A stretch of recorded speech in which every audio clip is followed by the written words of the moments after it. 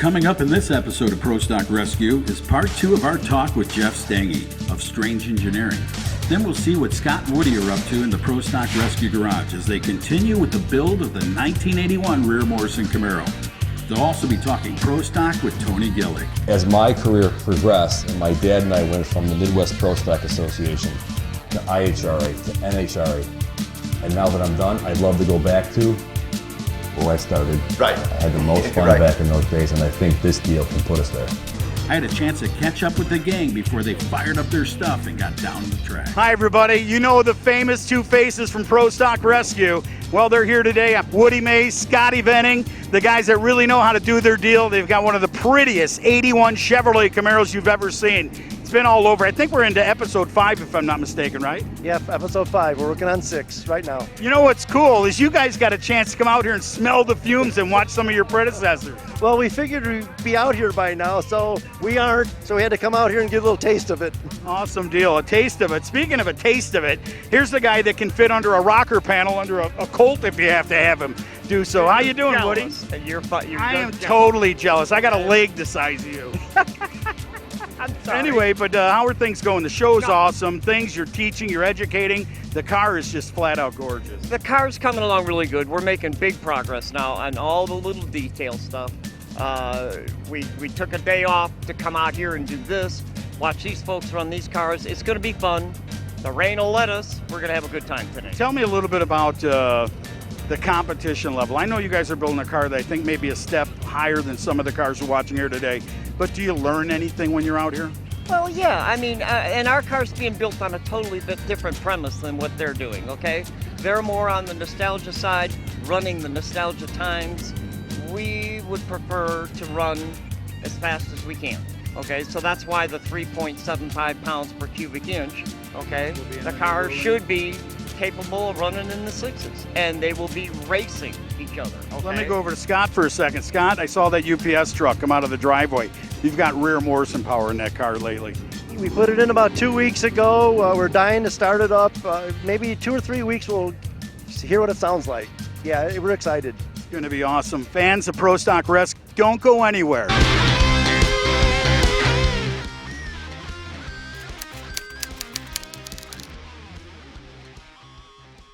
This is a 2-piece axle we originally developed with Warren Johnson. Compared to a 1-piece flanged axle at Pro Stock at that time with Warren, 2 things were happening.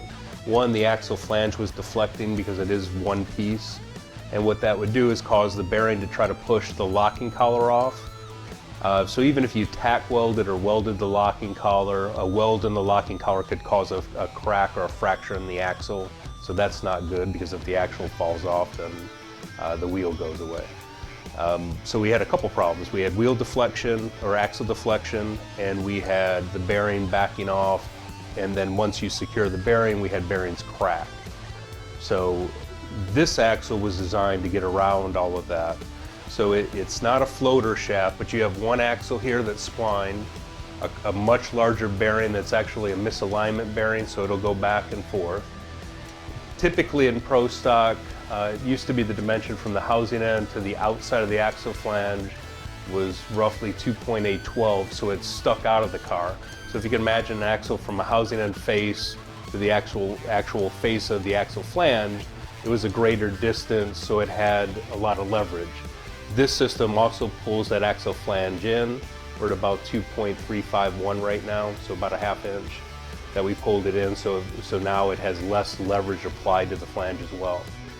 And the bearing is encapsulated by the 2 pieces, so it's clamped. So the bearing has nowhere to go. There's no backing or locking ring or wetting ring to either cause a fracture in the axle or to back off where you lose your axle. And the bearing's a larger bearing and a misalignment bearing, so it's allowed to move around a little bit, so we eliminated the cracking or the failure of the bearing. So that's really, it kind of fits in between a flanged axle and a floater axle. And this is what we're also pushing to some of the radial guys that refuse to get a floater. Personally, I think a floater is always the best way to go. But this is a lot safer than a flanged axle.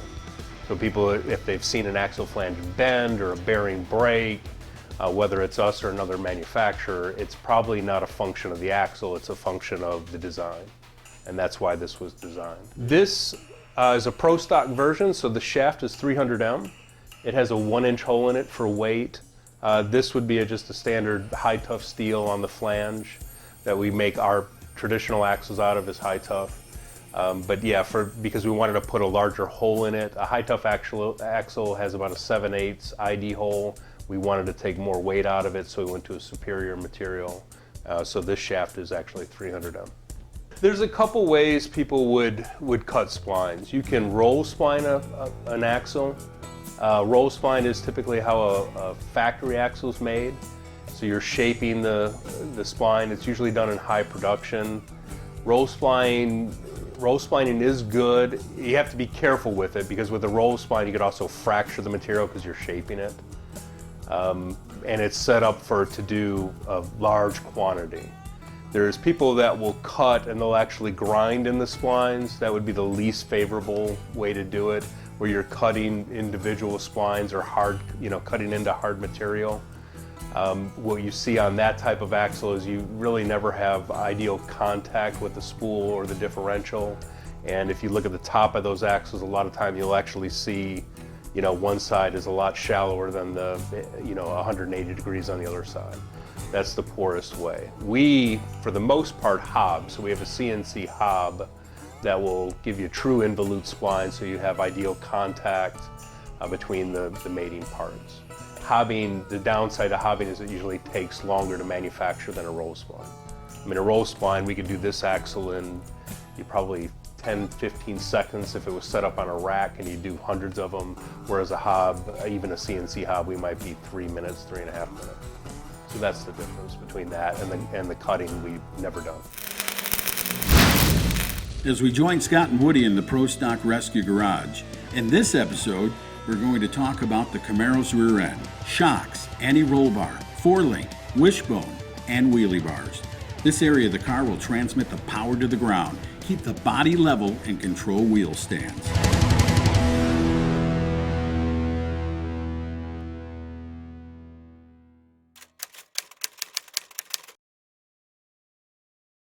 The Camaro had the original 9-inch Ford standard type rear end housing that was used in most Pro Stocks in the early 80s. The original housing was not strong enough for the power we're utilizing today.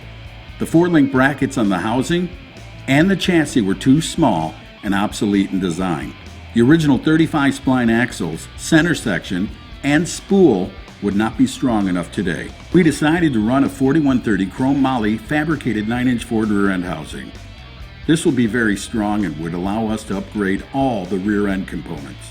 New 4-link housing mounts were fabricated to our design. The housing brackets were then wrapped for strength with 4130 chrome moly. A chrome moly housing support was fabricated and installed on the housing. This helped stop the housing from bending. A 1 5/8 chrome moly support tube was welded between the 4-link brackets for added strength. Then wheelie bar brackets are added to the housing. The wishbone bracket is added to the housing. What we've done on this car, which is really nice, we've made custom bolts for the whole car. They're all aircraft bolts. And if you look at the bolt, this is called the grip. There's no threads on any part of the bolt that's sitting within the bracket. So we've measured every bracket on the car. We've ordered bolts so we have the right amount of grip, so there's no threads within the bracket itself. And then we've machined them off to the proper length. So the nut has the proper length, there's no extra sticking out, it's just a nice clean setup. So when you drop the bolt hinge, you look under here, it's a nice clean fit. This is a temporary nut just for assembly while working the car, but it'll be replaced with a lock nut so it won't come off when the car is completed. The last thing we do to complete the housing is to weld on the Strange Engineering Pro Stock housing ends. This should be the last welding on the housing to prevent distortion. We want the housing to be perfectly straight and the axles to slide into the housing with no effort. Here is the completed housing ready to be powder coated. We wanted the best, so we chose Strange Engineering 2-piece light and Pro Stock axles, the aluminum center section and spool, to complete our new rear end. The advantage of the Pro Stock axles is the strength and the large bearing assembly, which prevents the bearing from walking on the axle. Adjustable shock mounts were fabricated and installed on the frame to hold the Koni coilover shocks. The original 4-link front brackets on the frame were removed. New 4-link front mounts were fabricated and installed on the main rails. The new brackets are much stronger and have the link location exactly where we want them. They are also attached to the frame rails with additional support. The Camaro was not built with an anti-roll bar to control the car from leaning over when leaving the starting line. The enormous torque transmitted to the rear end causes the body to roll to the side under acceleration. The anti-roll bar works similar to the suspension sway bar for cornering, but this keeps the body and chassis level to the rear end housing during acceleration. A chromoly anti-roll bar was fabricated with titanium links that connect the chassis to the rear end housing. A chromoly wishbone was built to keep the rear end centered in the Camaro. The shaft in the wishbone is a chromoly and hard chromed, which slides on bronze bushings. The original 1980s wheelie bars on the car were too short and outdated for the power we'll be running. We built 66-inch lightweight chromoly wheelie bars. Trucks were fabricated to hold the wheels. The wheelie bars are fabricated and fitted to the car. The rear end is test fitted in the car with the 4-link installed. We needed to change the total concept of the wheelie bars. The old style wheelie bars just wouldn't be sufficient what we're doing. So these bars are all 4130 moly, and as you see they're all braced, and a couple nice things we did on these. First of all, the wheelie bar trucks, this is all moly plate. We cut it out, formed it, this is all hand built, put the poly wheels on it, and then the upper tubes, all these adjustments are to get a rough adjustment on the height, and then they're fine-tuned by just turning them to raise and lower the wheels. But the nice thing about this is we can pull the pin out and just lift them up out of the way and put the pins in to run in the trailer. So we don't have to undo or take bars off. We can just raise and lower the wheelie bars for moving the car around with just a matter of pulling a pin. Having the wheel well out makes it kind of handy to show what we've done here. The rear end housing is in the car. It's complete. All the fixtures are on it, all the mounts are on it, it's done. So to start with, this strap right here is just it's just a fixture. It holds the rear end at ride height. So we know when the tires are in, we know that this is the height that the rear end will be when the car is sitting on the ground. We need that for reference when we're measuring everything. So if you disregard that, that won't be in there when it's all finished. The rear end's in the car, and now we've got the shock mounts, which are adjustable. They go up a 1/2 inch and below a 1/2 inch, so we have over an inch travel in them. We can adjust the ride height of the car by the shock and then fine tune it by the shock itself. We've got the anti-roll bar in here, and this connects together. It's like a torsion bar on the rear end. So that stops the car from the body after, when you leave the line, to start tipping from one side to the other. These are temporarily aluminum bars for measurement, and these will be made out of titanium, and we almost have those finished now. And then you get into the bracketry for the 4 links. It's all hand built, it's all hand formed, welded on the housing. And then it goes down to the 4-link mounts, which again are all hand built, and they're preformed, and all the dimensions have been calculated out for our 4-link mounting points. Here's another view of the rear end. You can see that the rear end support, the support on the housing, these are all pieces made out of 4130. They're individual pieces. They're all welded together inside and out, and we're able to roll the edge so it looks nice and clean on here. It's radiused for the shock spring to clear, so we've got a nice fit there. It's nice and close, nice clean fit. You can see the brackets. The brackets are all hand built on here, and they're all boxed off nicely, and that supports the wheelie bar tubes. We've got the 4-link tubes. You can see we're sharing we're sharing the anti-roll bar on the same 4-link mount. Makes it nice and clean. It's a little simpler approach. And then you come up and you can see that these links attached to the anti-roll bar, which would be the same on both sides. And again, that keeps the car stable. That's about it back here. That completes our rear end. Axles are in, rotors are on, calipers are on, just to make sure everything clears and everything's good to go. Next step will be take the housing out, have it powder coated, and it is ready for final assembly. After Scott and I got the rear end housing, the 4-link bars, and the wishbone, the wheelie bars all welded them up, we took them over to Precision Powder Coating, and Bob powder coated everything gloss black.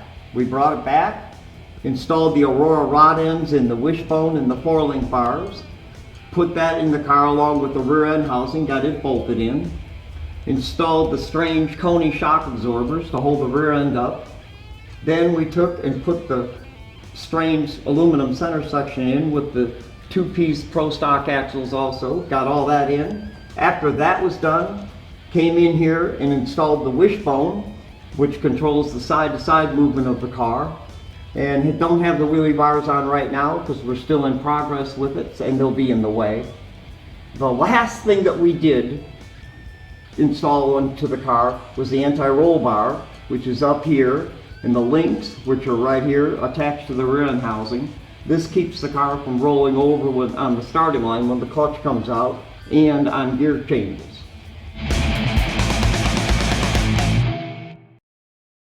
So what do you think, Tony? What do you think about what we're doing compared to the old days of Pro Stock racing? Well, I think it's really cool coming by here and watching the progress of the car. It's kind of churned up some feelings of racing again because my dad and I had raced for many years together, and haven't raced with my dad since we quit racing back in 2001. And so now, being so close to you and kind of reconnecting with you and watching what's going on here, it's definitely hard to not want to jump back in and do this again for sure.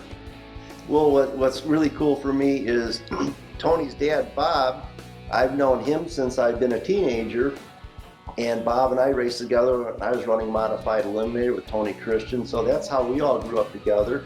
And then when I finally quit racing in the 70s, we get back to 1990s and Tony Christian and I are racing, and then you're racing, and all of a sudden here's 20 years later and we're all doing it again. And then we all fall out of it again. 20 years, here we go again. It's like these 20-year spans, isn't it? It's crazy, the 20-year segment. I was talking to my dad about this the other day, trying to get him to come on board and do something, and I said, you know, it's been 22 years since we built our last race car together. I go, and now I'm approaching the age that my dad was when we started racing back in the 90s. And I said, it's crazy how time seems to be flying by, and I think this would be an opportunity if we can put something together, him and I, to do this one more time. My dad's in his late 60s, and I know he's wanting to do something. So we're trying to put something together, possibly find a car to bring something back from our past, and join this deal with you guys and have a lot of fun. So hopefully we can put something together and jump on board and make it happen. Well, if you're looking for a car, what would you like to end up with, you and your dad? Would you do the Cutlass again? Try to make basically the same looking car? And yeah, in my racing career, I guess, my dad and I started back, we got a Firebird back in the 80s, and kind of looked down that road a little bit, having a hard time finding a car to fit the bill. And then our favorite car, obviously, was our last car we had together, was that Olds Cutlass that we built back in 1995. And that car was our favorite car. We had the most success in it, did the most in it, running IHRA, Mountain Motor Pro Stock with the car. We ran NHRA Pro Stock with the same car. And so that would be the perfect situation for us, I think, to find a Cutlass that we can kind of take apart, rehab it, and then make a clone to our original car we built back in the 90s. And I think that'd be a great way to start racing again and probably end our racing careers on the car that made us who we are today. And then keep that car and just put it away, because if you had your old car now, you could roll it out and go, dust it off, and I'm ready to go. Well, the really cool thing about if you do a Cutlass, or you find a Cutlass, or you make that Cutlass again, a lot of guys are building cars, and like we're doing the Lee Shepherd car, Rear Morrison car. Well, guys are, all these different variations of cars. Well, you're doing your car. It's kind of cool. It's like, that's my car. It's not, that's my car. So that, not a lot of guys have that opportunity to say, I'm doing my own car. So that's going to be kind of cool. Yeah, when we sold our car back in 2002 when we quit racing, that was a hard day to watch that car leave. And a lot of memories, a lot of success, and a lot of family time. Right. And so to kind of bring that back and do something again, it'd be really cool to have that identical car sitting on the ground in front of me again one day, Right.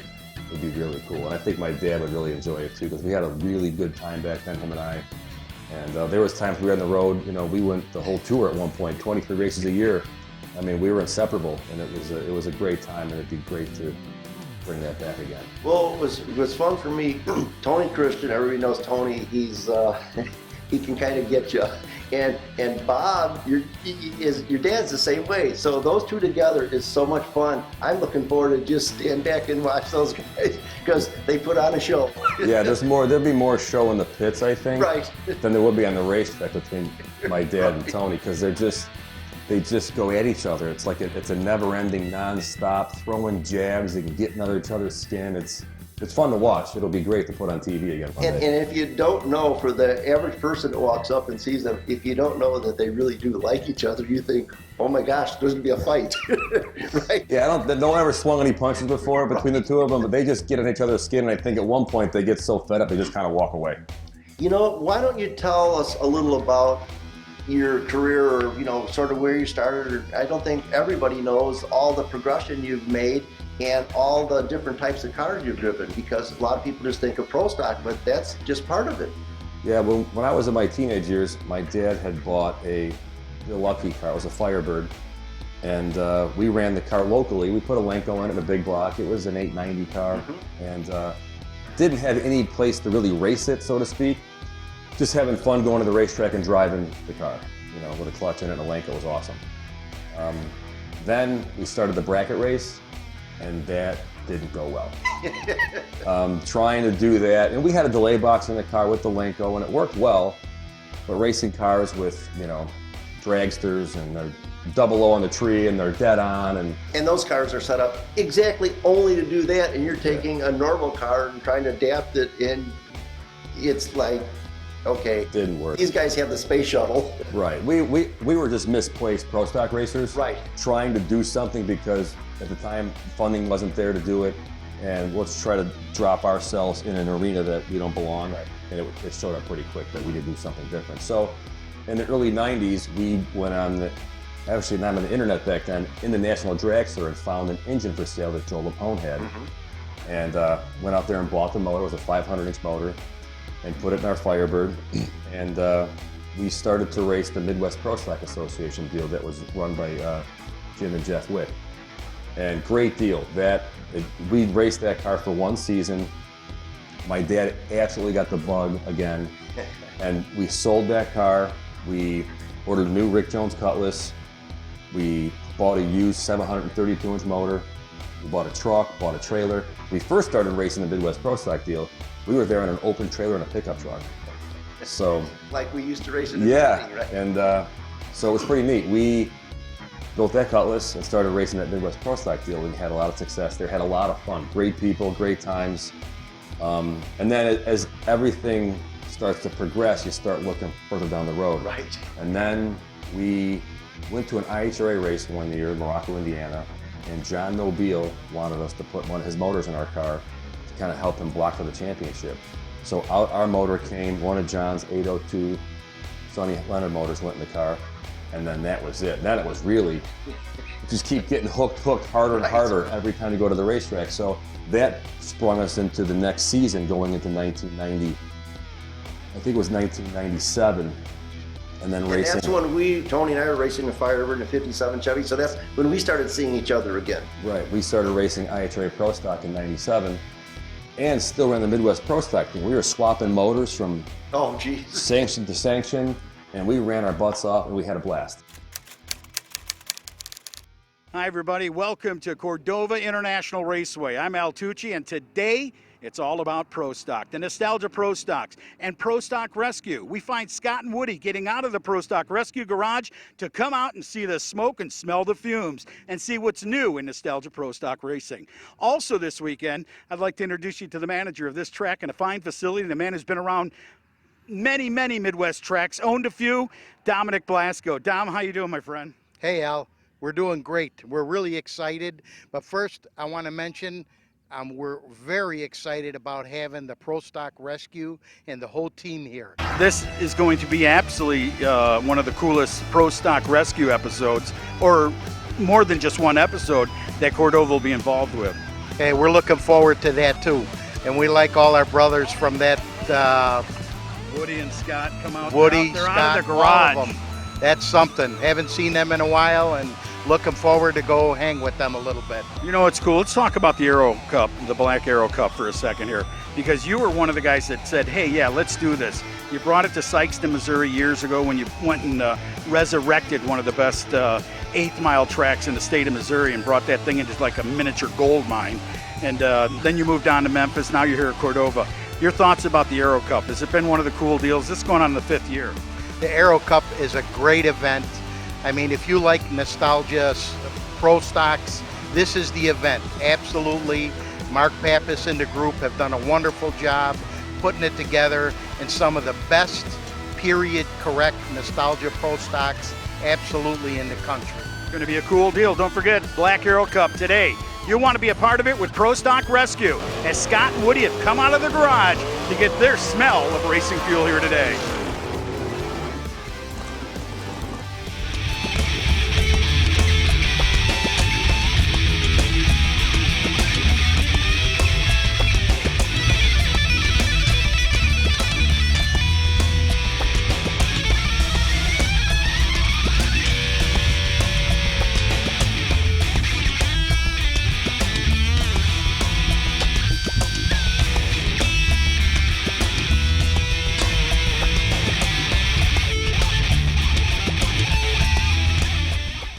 This is Al Tucci. Remember to enjoy every episode of Pro Stock Rescue